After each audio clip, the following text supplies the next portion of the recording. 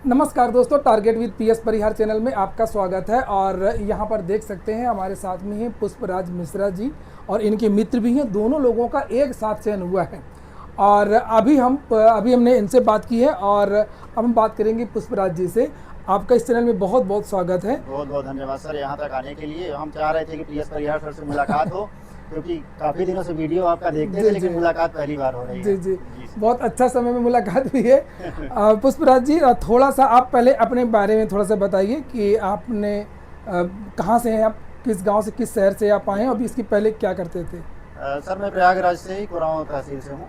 मैंने ये इलाहाबाद विश्वविद्यालय से अपना ये भी एक बड़ी अच्छी बात है कि प्रयागराज के ही हैं जो 42 सुना इस बार की 42 लोग चुने गए हैं इलाहाबाद यूनिवर्सिटी से। बिल्कुल, इलाहाबाद विश्वविद्यालय से ही मैंने पढ़ा और सही कह रहे हैं, 42 बच्चे इलाहाबाद विश्वविद्यालय से हुए हैं।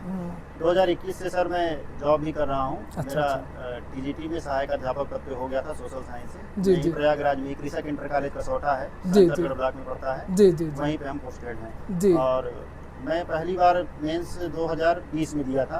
उस समय पे था क्या, मेरा प्री तो हो गया था, लेकिन मैं सही से तैयारी इसलिए नहीं कर पाया क्योंकि उसी समय टीजीटी का एग्जाम आ गया था। जैसा कि अभी अरविंद ने बताया कि कई एग्जाम पर जब मैं फोकस करता था तो कंसंट्रेशन गड़बड़ हो जाया करता था। अच्छा, उस समय मेरी मेंस की प्रिपरेशन भी अच्छी नहीं थी, तो मैं सोचा कि क्यों ना टीजीटी पीजीटी में अच्छे से मेहनत कर दूं, एक जॉब हो जाए। उसके बाद तो फिर सिविल की प्रक्रिया थोड़ी लंबी होती भी है, वो भी हिंदी मीडियम से था मेरा, तो मुझे और डर था। तो उस समय मैंने टीजीटी दिया और अच्छे से मेरा हो गया।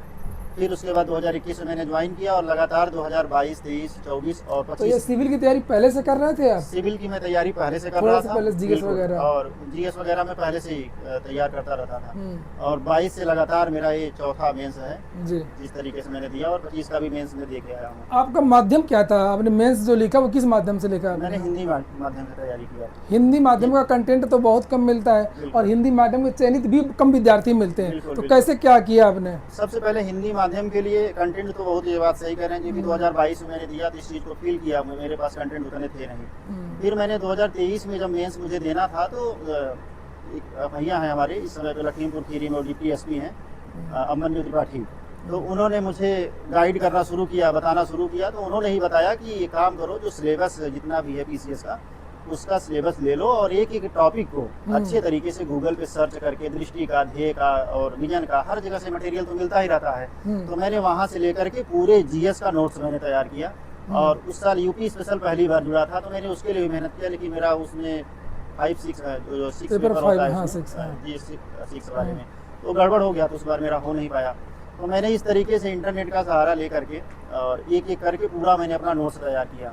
बाद में फिर अरविंद भाई से मेरी मुलाकात हो गई और इंग्लिश मीडियम से, और तीसरा इंटरव्यू था इनका। इंग्लिश मीडियम हिंदी मीडियम का कैसे ये कॉम्बिनेशन बना? मीडियम कॉम्बिनेशन हमारी इनकी मुलाकात लाइब्रेरी में हो गई। अच्छा। तो इन्होंने लाइब्रेरी में जो लाइब्रेरी चलाते हैं, तो उन्होंने इनसे बताया कि भैया का भी निकला हुआ है, तो बस ऐसे ही परिचय हो गया, एक दूसरे का मोबाइल नंबर ले लिया गया। मुलाकात होने लगी। तो बाद में पता चला कि इनकी जीएस में बहुत अच्छे नंबर आते हैं। अच्छा। और मेरा हिंदी और ऐसे में बहुत अच्छा नंबर आता है। अच्छा, आपने हिंदी ऐसे किया और आपने जीएस में करवाया? जीएस आपने कैसे किया? आप तो वो किए क्या, बीटेक ट्रिपल आईटी से क्या किया था आपने? इसके लिए मैंने बुक्स अभी बता दिया था, तो स्टैंडर्ड बुक्स को लेके शॉर्ट नोट्स बना लिए थे। जी, कई बार रिवीजन किया। जी।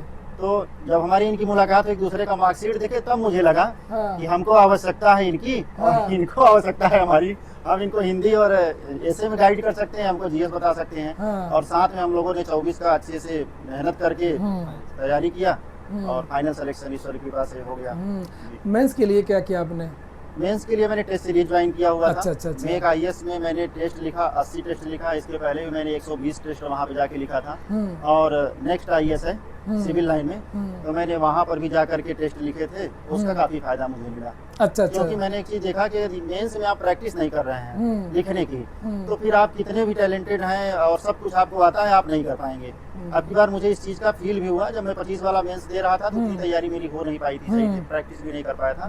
तो मेरे लास्ट में आते आते 1-2 क्वेश्चन शेष जब रह जाते थे, तो मुझे लगता था कि नहीं, मेरे पास समय कम पड़ रहा है।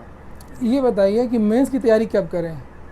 जी, क्या बोल नए बच्चों के लिए प्रीलिम्स, ये मेंस की साथ साथ तैयारी करें कि या थोड़ा सा वेट करें रिजल्ट का? क्या मेंस की तैयारी कब करें? बिल्कुल, देखिए, अगर आपका प्रीलिम्स अभी एक भी बार नहीं हुआ है, नए बच्चों के लिए अगर एक भी बार प्रीलिम्स नहीं हुआ है, तो सबसे पहले पूरा फोकस प्रीलिम्स पे करिए। क्योंकि जब आप एक स्टेप क्वालिफाई होते हैं, तो अगले स्टेप को सही तरीके से दे पाते हैं। पता चला कि पहले से ही हम प्री भी मेरा तैयार नहीं है, निकल नहीं रहा है, तो ऐसे में समस्या होती है। जब एक बार आपका प्रीलिम्स हुआ और आपने बढ़िया से मेहनत करना शुरू कर दिया तो मेंस का कंटेंट भी आपको तैयार करने में अच्छा लगता है।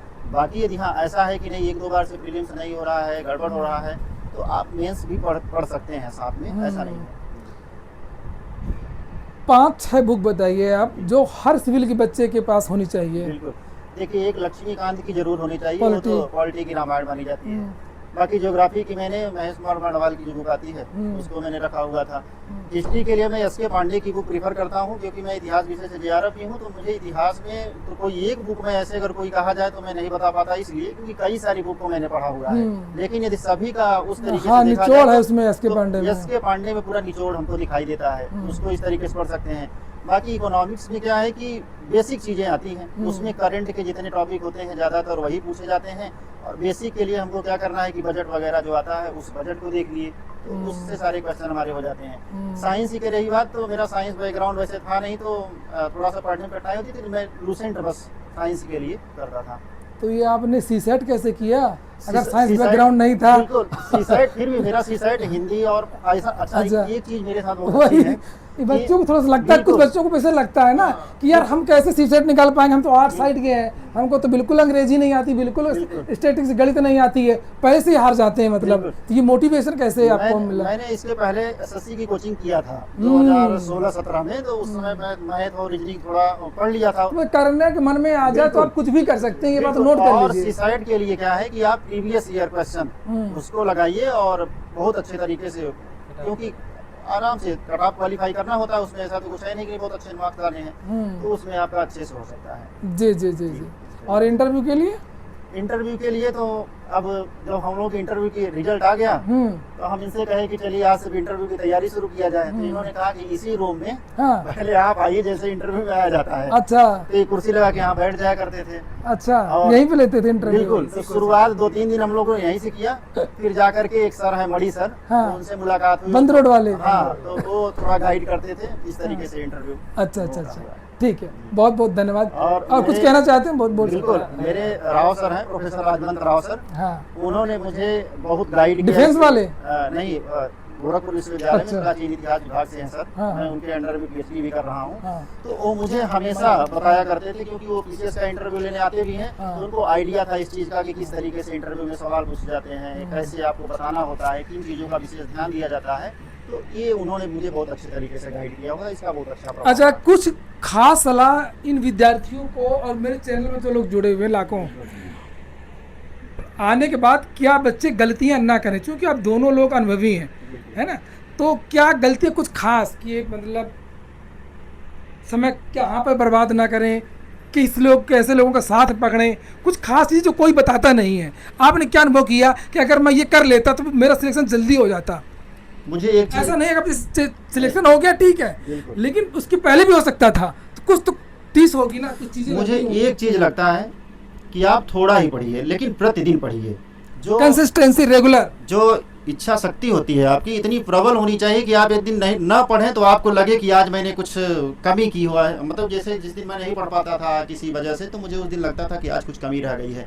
3 घंटा 4 घंटा ही सही, लेकिन रिदम नहीं टूटना चाहिए। आप पता चला कि 10 दिन 12 घंटे 15 घंटे पढ़ लिए, 10 दिन आपका कहीं और कंसंट्रेशन ना है, दूसरे जगह आप चले गए, तो ये चीज़ नहीं करनी चाहिए। यदि आप ऐसा नहीं करते हैं, कंटिन्यू आप प्रतिदिन थोड़ा थोड़ा ही सही पढ़ते हैं, तो आप जान लीजिए कि कोई भी सफलता आप हासिल कर सकते हैं। इसका उदाहरण ये है कि मैं 9 घंटे विद्यालय में रहता हूँ, वहाँ पर मेरा विद्यालय यहाँ से दूर है, जाने आने का समय, वहाँ पे पढ़ाने का समय। हालांकि पढ़ाने का भी मुझे फ़ायदा हुआ, क्योंकि एनसीईआरटी वगैरह जितनी भी होती हैं मैं पढ़ाता भी हूँ, पढ़ता भी हूँ, तो उसका मुझे फ़ायदा मिला। लेकिन मैं कमरे पे आने के बाद केवल मुझे 4 से 5 घंटे मिल पाता है पढ़ने के लिए। 4-5 घंटे में ही मैंने सफलता हासिल कर पाई। तो यही कहना है कि पढ़ना प्रतिदिन है, थोड़ा ही पढ़ना है, लेकिन गैप नहीं करना है, यही सूत्र है। जी, बहुत बहुत धन्यवाद। आप क्या कहेंगे, बच्चों को संदेश देंगे? सर, इसके लिए आपको डिसिप्लिन और जैसा कि मिश्रा जी ने बताया कंसिस्टेंसी, इसके साथ आपका डेडिकेशन होना चाहिए। आपको लगातार पढ़ते रहना है और सिलेबस के अनुसार पढ़ते रहना है। उतार चढ़ाव आते रहेंगे, डीमोटिवेट 1-2 दिन हो लीजिए, वो ठीक है, लेकिन फिर से लग जाइए। और मैं इसके लिए माता पिता से अपील करना चाहूँगा कि अपने बच्चे को पूरा मौका दें, पूरा मौका दें। वो ज़रूर आपको नाम रोशन करेगा, एक ना एक दिन ज़रूर करेगा, थोड़ा टाइम लग सकता है लेकिन वो ज़रूर करेगा। आप मेहनत ईमानदारी से करिए, सफलता आपको ज़रूर मिलेगी। जी बहुत बहुत धन्यवाद।